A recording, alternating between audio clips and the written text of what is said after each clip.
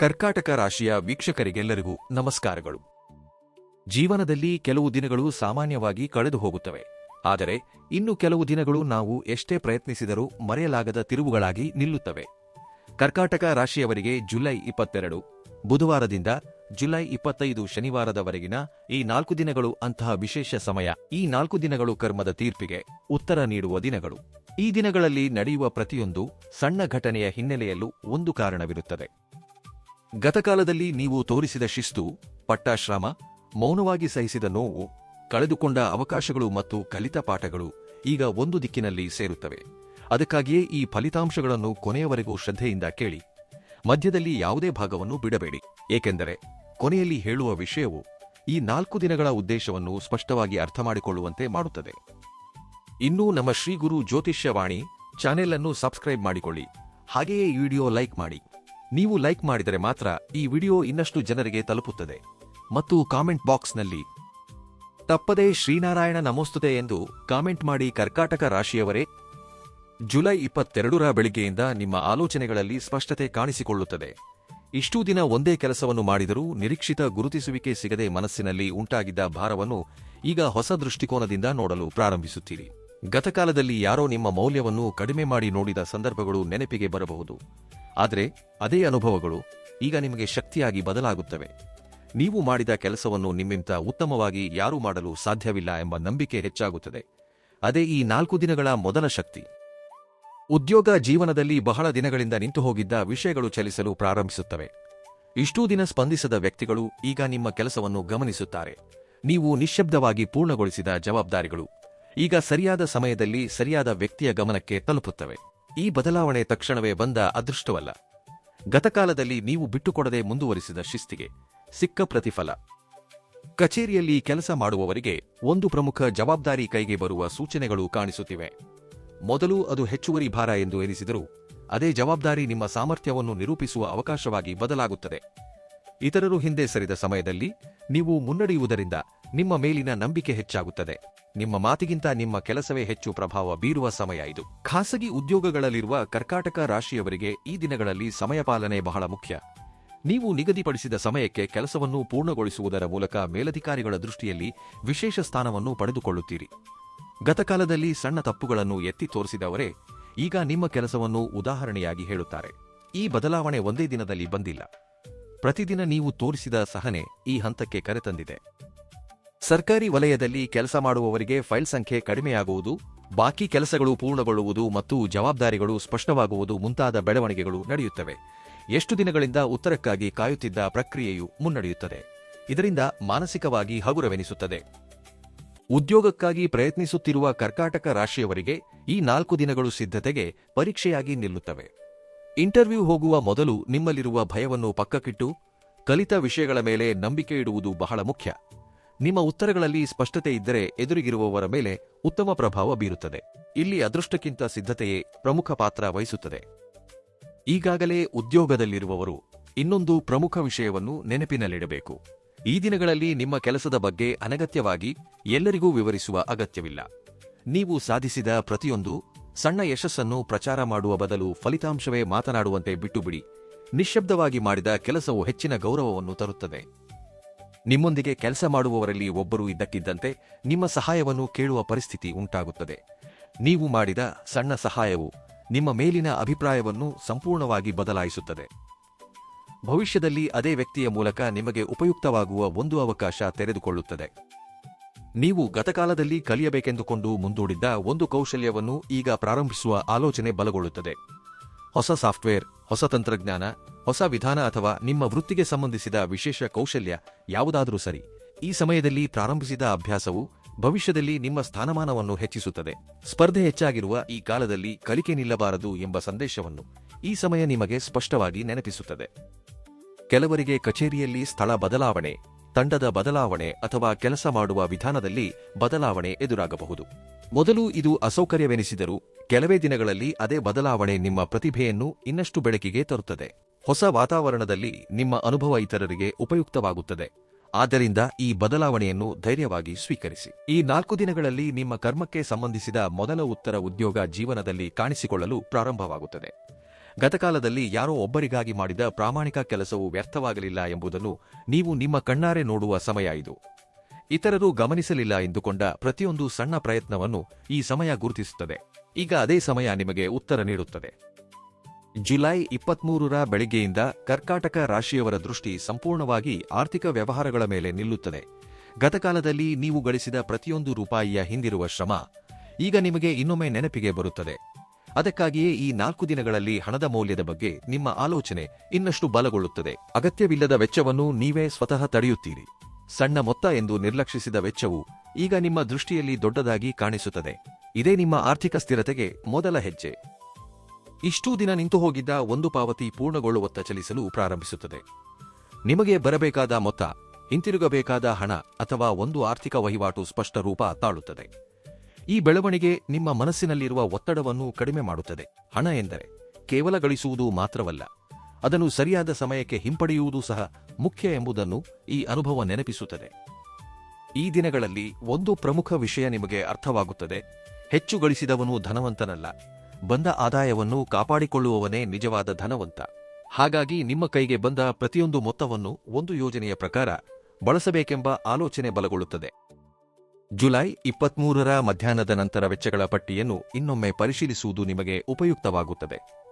ತಿಂಗಳುಗಟ್ಟಲೆ ಮುಂದುವರಿಯುತ್ತಿರುವ ಅಗತ್ಯವಿಲ್ಲದ ಪಾವತಿಗಳು ಕಾಣಿಸುತ್ತವೆ. ಅವುಗಳನ್ನು ನಿಲ್ಲಿಸಬೇಕೆಂಬ ನಿರ್ಧಾರ ತೆಗೆದುಕೊಳ್ಳುತ್ತೀರಿ. ಸಣ್ಣ ಬದಲಾವಣೆಗಳನ್ನು ಮಾಡಿದರೂ ಅವುಗಳ ಪ್ರಭಾವ ನಂತರದ ತಿಂಗಳುಗಳಲ್ಲಿ ಸ್ಪಷ್ಟವಾಗಿ ಕಾಣಿಸುತ್ತದೆ. ಕೆಲವು ಕರ್ಕಾಟಕ ರಾಶಿಯವರು ಇಷ್ಟೂ ದಿನ ಮುಂದೂಡಿದ್ದ ಉಳಿತಾಯದ ಗುರಿಯನ್ನು ಈಗ ಪ್ರಾರಂಭಿಸುತ್ತಾರೆ. ಪ್ರತಿ ತಿಂಗಳು ಒಂದು ನಿರ್ದಿಷ್ಟ ಮೊತ್ತವನ್ನು ಪಕ್ಕಕ್ಕಿಡುವ ಅಭ್ಯಾಸ ರೂಢಿಯಾಗುತ್ತದೆ. ಈ ಅಭ್ಯಾಸ ಕೇವಲ ಹಣವನ್ನು ಮಾತ್ರವಲ್ಲ, ಮನಸ್ಸಿಗೆ ಭದ್ರತೆಯನ್ನು ನೀಡುತ್ತದೆ ಮತ್ತು ಭವಿಷ್ಯದ ಮೇಲೆ ನಂಬಿಕೆಯನ್ನು ಹೆಚ್ಚಿಸುತ್ತದೆ. ಹಳೆಯ ಬಾಕಿಗಳನ್ನು ತೀರಿಸಬೇಕೆಂಬ ಆಲೋಚನೆ ಈ ಸಮಯದಲ್ಲಿ ಬರುತ್ತದೆ.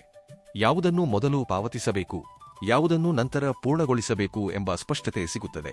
ತರಾತುರಿಯ ನಿರ್ಧಾರ ತೆಗೆದುಕೊಳ್ಳದೆ ಲೆಕ್ಕಾಚಾರದೊಂದಿಗೆ ಮುನ್ನಡೆಯುವುದರಿಂದ ಆರ್ಥಿಕ ಭಾರ ಕಡಿಮೆಯಾಗುತ್ತದೆ. ವ್ಯಾಪಾರ ವಹಿವಾಟು ಮಾಡುವವರು ಒಂದು ಪ್ರಮುಖ ವಿಷಯವನ್ನು ನೆನಪಿನಲ್ಲಿಡಬೇಕು. ಬಾಯಿ ಮಾತಿನ ಮೇಲಲ್ಲದೆ ಪ್ರತಿಯೊಂದು ಒಪ್ಪಂದವನ್ನು ಬರವಣಿಗೆಯ ರೂಪದಲ್ಲಿ ದಾಖಲಿಸುವುದು ಒಳ್ಳೆಯದು.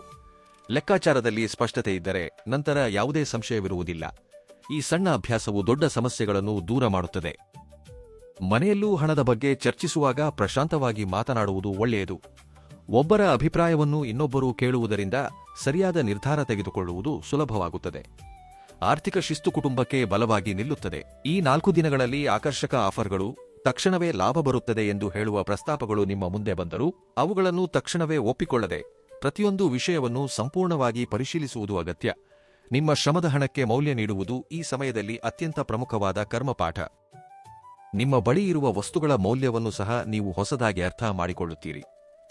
ಬಳಸದೇ ಇರುವ ವಸ್ತುಗಳನ್ನು ಕ್ರಮೇಣವಾಗಿ ಬಳಸುವುದು, ಅಗತ್ಯವಿಲ್ಲದ ಖರೀದಿಗಳನ್ನು ಕಡಿಮೆ ಮಾಡುವುದು ಮತ್ತು ಮನೆ ವೆಚ್ಚಗಳನ್ನು ಯೋಜನೆಯಂತೆ ನಡೆಸುವುದು ಮುಂತಾದ ನಿರ್ಧಾರಗಳು ನಿಮ್ಮ ಆರ್ಥಿಕ ಸ್ಥಿತಿಯನ್ನು ಬಲಪಡಿಸುತ್ತವೆ. ಜುಲೈ 24ರ ಬೆಳಿಗ್ಗೆಯಿಂದ ಕರ್ಕಾಟಕ ರಾಶಿಯವರ ಜೀವನದಲ್ಲಿ ಸಂಬಂಧಗಳ ಮೌಲ್ಯ ಇನ್ನಷ್ಟು ಸ್ಪಷ್ಟವಾಗಿ ಕಾಣಿಸುತ್ತದೆ. ಇತ್ತೀಚಿನ ದಿನಗಳಲ್ಲಿ ದೂರವಾದ ಒಬ್ಬ ವ್ಯಕ್ತಿಯ ಬಗ್ಗೆ ನಿಮ್ಮ ಮನಸ್ಸಿನಲ್ಲಿದ್ದ ಭಾರಕ್ಕೆ ಮುಕ್ತಾಯ ಕಾಣಿಸುತ್ತದೆ. ಯಾರು ತಪ್ಪು ಮಾಡಿದರು ಎಂಬ ಪ್ರಶ್ನೆಗಿಂತ ಈಗ ಬಾಂಧವ್ಯವನ್ನು ಹೇಗೆ ಕಾಪಾಡಿಕೊಳ್ಳಬೇಕು ಎಂಬ ಆಲೋಚನೆ ಬಲಗೊಳ್ಳುತ್ತದೆ. ಇದೇ ಈ 4 ದಿನಗಳ ವೈಶಿಷ್ಟ್ಯ. ಗೆಲ್ಲುವುದಕ್ಕಿಂತ ಜೊತೆಯಾಗಿರುವುದೇ ದೊಡ್ಡದು ಎಂದು ನಿಮ್ಮ ಹೃದಯ ನಿಮಗೆ ಹೇಳುತ್ತದೆ. ದಾಂಪತ್ಯ ಜೀವನದಲ್ಲಿ ಸಣ್ಣಪುಟ್ಟ ಅಪಾರ್ಥಗಳು ಮೆಲ್ಲನೆ ತೊಲಗಿ ಹೋಗುತ್ತವೆ. ಒಬ್ಬರನ್ನೊಬ್ಬರು ಸಂಪೂರ್ಣವಾಗಿ ಆಲಿಸುವುದರಿಂದ ಬಹಳ ದಿನಗಳಿಂದ ಹೇಳಿಕೊಳ್ಳಲಾಗದ ಭಾವನೆಗಳು ಹೊರಬರುತ್ತವೆ. ಈ ಸಂಭಾಷಣೆ ಇಬ್ಬರ ನಡುವಿನ ನಂಬಿಕೆಯನ್ನು ಇನ್ನಷ್ಟು ಬಲಪಡಿಸುತ್ತದೆ. ಮಾತುಗಳಲ್ಲಿ ಪ್ರಾಮಾಣಿಕತೆ ಇರುವಲ್ಲಿ ಬಾಂಧವ್ಯ ಇನ್ನಷ್ಟು ಗಟ್ಟಿಯಾಗುತ್ತದೆ. ಪ್ರೀತಿಯಲ್ಲಿರುವ ಕರ್ಕಾಟಕ ರಾಶಿಯವರಿಗೆ ಈ ಸಮಯ ಸಹನೆಗೆ ಪರೀಕ್ಷೆಯಾಗಿ ನಿಲ್ಲುತ್ತದೆ. ತರಾತುರಿಯಲ್ಲಿ ತೀರ್ಪು ಕೊಡುವುದಕ್ಕಿಂತ ಎದುರಿಗಿರುವ ವ್ಯಕ್ತಿಯ ಪರಿಸ್ಥಿತಿಯನ್ನು ಅರ್ಥ ಮಾಡಿಕೊಳ್ಳುವುದು ಮುಖ್ಯ ಎಂದು ತಿಳಿದುಕೊಳ್ಳುತ್ತೀರಿ. ಒಂದು ಸಣ್ಣ ಮಾತು, ಒಂದು ಸಣ್ಣ ಶಿಸ್ತು, ಒಂದು ಸಣ್ಣ ನಗೆ ಬಾಂಧವ್ಯದಲ್ಲಿ ದೊಡ್ಡ ಬದಲಾವಣೆಯನ್ನು ತರುತ್ತವೆ. ಕುಟುಂಬದ ಹಿರಿಯರೊಂದಿಗೆ ಕಳೆಯುವ ಸಮಯ ನಿಮಗೆ ವಿಶೇಷ ಅನುಭೂತಿಯನ್ನು ನೀಡುತ್ತದೆ. ಅವರ ಜೀವನಾನುಭವಗಳು ಈಗ ನಿಮಗೆ ಹೊಸ ಕೋನವನ್ನು ತೋರಿಸುತ್ತವೆ. ಇಷ್ಟೂ ದಿನ ಸಾಮಾನ್ಯವಾಗಿ ಎನಿಸಿದ ಅವರ ಮಾತುಗಳಲ್ಲಿ ಎಷ್ಟು ಆಳವಾದ ಅರ್ಥವಿದೆ ಎಂದು ಈಗ ಗ್ರಹಿಸುತ್ತೀರಿ. ಅವರ ಆಶೀರ್ವಾದ ನಿಮ್ಮಲ್ಲಿ ಹೊಸ ಧೈರ್ಯವನ್ನು ತುಂಬುತ್ತದೆ. ಸಹೋದರ ಸಹೋದರಿಯರೊಂದಿಗಿನ ಅನುಬಂಧವು ಈ ದಿನಗಳಲ್ಲಿ ಇನ್ನಷ್ಟು ಹತ್ತಿರವಾಗುತ್ತದೆ. ಗತಕಾಲದಲ್ಲಿ ನಡೆದ ಸಣ್ಣ ಭಿನ್ನಾಭಿಪ್ರಾಯಗಳು ಮನಸ್ಸಿನಿಂದ ಕರಗಿ ಹೋಗುತ್ತವೆ. ಕುಟುಂಬ ಎಂದರೆ ಕೇವಲ ಒಂದು ಮನೆಯಲ್ಲಿ ಇರುವುದಲ್ಲ, ಒಬ್ಬರ ಸಂತೋಷವನ್ನು ಇನ್ನೊಬ್ಬರು ತಮ್ಮ ಸಂತೋಷವೆಂದು ಭಾವಿಸುವುದು ಎಂಬುದನ್ನು ಈ ದಿನಗಳು ನೆನಪಿಸುತ್ತವೆ. ಬಹಳ ಕಾಲದಿಂದ ಮಾತನಾಡದ ಒಬ್ಬ ಸ್ನೇಹಿತ ಇದ್ದಕ್ಕಿದ್ದಂತೆ ನಿಮ್ಮ ಜೀವನಕ್ಕೆ ಹಿಂತಿರುಗುತ್ತಾನೆ. ಆ ಸಂಭಾಷಣೆ ಹಳೆಯ ನೆನಪುಗಳನ್ನು ಮಾತ್ರವಲ್ಲ, ಹೊಸ ಉತ್ಸಾಹವನ್ನು ತರುತ್ತದೆ. ನಿಜವಾದ ಸ್ನೇಹ ಸಮಯದೊಂದಿಗೆ ಕಡಿಮೆಯಾಗುವುದಿಲ್ಲ ಎಂಬುದನ್ನು ನೀವು ಇನ್ನೊಮ್ಮೆ ಗ್ರಹಿಸುತ್ತೀರಿ. ನಿಮ್ಮ ಮನೆಯ ವಾತಾವರಣದಲ್ಲಿ ಪ್ರಶಾಂತತೆ ಹೆಚ್ಚಾಗುತ್ತದೆ. ಸಣ್ಣ ವಿಷಯಗಳಿಗೆ ವಾದಿಸುವುದಕ್ಕಿಂತ ಜೊತೆಯಾಗಿ ನಗುವುದಕ್ಕೆ ಹೆಚ್ಚಿನ ಸಮಯ ಮೀಸಲಿಡುತ್ತೀರಿ. ಮನೆಯಲ್ಲಿ ಕೇಳಿಬರುವ ಸಕಾರಾತ್ಮಕ ಮಾತುಗಳು ಪ್ರತಿಯೊಬ್ಬರ ಮನಸ್ಸಿಗೆ ಹೊಸ ಶಕ್ತಿಯನ್ನು ನೀಡುತ್ತವೆ. ಇದೇ ಕುಟುಂಬದ ಬಲ. ನೀವು ಎಂದೋ ಮಾಡಿದ ಒಂದು ಒಳ್ಳೆಯ ಕೆಲಸ ಈಗ ಒಂದು ಬಾಂಧವ್ಯವನ್ನು ಇನ್ನಷ್ಟು ಬಲಪಡಿಸುತ್ತದೆ. ಪ್ರತಿಫಲವನ್ನು ನಿರೀಕ್ಷಿಸದೆ ತೋರಿಸಿದ ಪ್ರೀತಿಯಭಿಮಾನ ಈಗ ದುಪ್ಪಟ್ಟು ಪ್ರೀತಿಯಾಗಿ ನಿಮಗೆ ಹಿಂತಿರುಗುತ್ತದೆ. ಕರ್ಮ ಎಂದಿಗೂ ಮರೆಯುವುದಿಲ್ಲ ಎಂಬ ಭಾವನೆ ಇಲ್ಲ, ಸ್ಪಷ್ಟವಾಗಿ ಅರ್ಥವಾಗುತ್ತದೆ. ಈ ದಿನಗಳಲ್ಲಿ ಒಂದು ಪ್ರಮುಖ ನಿರ್ಧಾರವನ್ನು ತೆಗೆದುಕೊಳ್ಳುತ್ತೀರಿ. ಯಾರು ನಿಜವಾಗಿಯೂ ನಿಮ್ಮ ಮನಸ್ಸನ್ನು ಅರ್ಥ ಮಾಡಿಕೊಳ್ಳುತ್ತಿದ್ದಾರೆ, ಯಾರು ಕೇವಲ ಅಗತ್ಯವಿದ್ದಾಗ ಮಾತ್ರ ಹತ್ತಿರವಾಗುತ್ತಿದ್ದಾರೆ ಎಂಬ ವಿಷಯ ನಿಮಗೆ ಸ್ಪಷ್ಟವಾಗಿ ಅರ್ಥವಾಗುತ್ತದೆ. ಈ ತಿಳಿವಳಿಕೆಯಿಂದಾಗಿ ನಿಮ್ಮ ಜೀವನದಲ್ಲಿರುವ ಸಂಬಂಧಗಳ ಮೌಲ್ಯ ಇನ್ನಷ್ಟು ಹೆಚ್ಚಾಗುತ್ತದೆ. ಜುಲೈ 25ರ ಬೆಳಿಗ್ಗೆಯಿಂದ ಕರ್ಕಾಟಕ ರಾಶಿಯವರಿಗೆ ಒಂದು ಹೊಸ ಅಂತರಂಗದ ಪ್ರಯಾಣ ಪ್ರಾರಂಭವಾಗುತ್ತದೆ. ಬಹಳ ದಿನಗಳಿಂದ ಮನಸ್ಸಿನಲ್ಲಿ ಶೇಖರಗೊಂಡಿದ್ದ ಆಲೋಚನೆಗಳ ಶಬ್ದ ಮೆಲ್ಲನೆ ಕಡಿಮೆಯಾಗುತ್ತದೆ.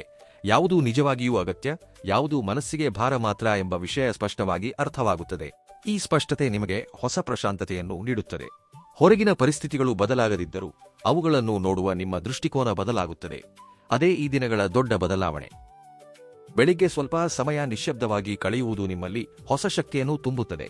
ಕೆಲವು ನಿಮಿಷಗಳು ಪ್ರಶಾಂತವಾಗಿ ಕುಳಿತು ಉಸಿರಾಟದ ಮೇಲೆ ಗಮನ ಹರಿಸುವುದರಿಂದ ಮನಸ್ಸು ಹಗುರವೆನಿಸುತ್ತದೆ. ಈ ಸಣ್ಣ ಅಭ್ಯಾಸವು ದಿನವಿಡೀ ನಿಮ್ಮ ಆಲೋಚನೆಗಳನ್ನು ಸಮತೋಲನದಲ್ಲಿಡುತ್ತದೆ. ತಕ್ಷಣವೇ ಸ್ಪಂದಿಸುವುದಕ್ಕಿಂತ ಆಲೋಚಿಸಿ ಸ್ಪಂದಿಸುವ ಸ್ವಭಾವ ಬಲಗೊಳ್ಳುತ್ತದೆ. ಶರೀರವು ತನ್ನ ಭಾಷೆಯಲ್ಲಿ ಕೆಲವು ಸಂಕೇತಗಳನ್ನು ನೀಡುತ್ತದೆ. ಸರಿಯಾದ ವಿಶ್ರಾಂತಿ, ಸಮಯಕ್ಕೆ ನಿದ್ರೆ, ಅಗತ್ಯವಿದ್ದಷ್ಟು ನೀರು, ಕ್ರಮಬದ್ಧವಾದ ಆಹಾರದಂತಹ ಸಾಮಾನ್ಯ ಅಭ್ಯಾಸಗಳು ನಿಮ್ಮ ಶಕ್ತಿಯನ್ನು ಹೆಚ್ಚಿಸುತ್ತವೆ. ದೊಡ್ಡ ಬದಲಾವಣೆಗಳು ಯಾವಾಗಲೂ ದೊಡ್ಡ ಕೆಲಸಗಳಿಂದಲೇ ಬರುವುದಿಲ್ಲ. ಸಣ್ಣ ಶಿಸ್ತುಗಳೇ ದೊಡ್ಡ ಫಲಿತಾಂಶಗಳನ್ನು ನಿರ್ಮಿಸುತ್ತವೆ. ಈ 4 ದಿನಗಳಲ್ಲಿ ಪ್ರಕೃತಿಗೆ ಹತ್ತಿರವಾಗಿ ಕಳೆಯುವ ಸಮಯ ನಿಮ್ಮಲ್ಲಿ ಸಕಾರಾತ್ಮಕತೆಯನ್ನು ಹೆಚ್ಚಿಸುತ್ತದೆ.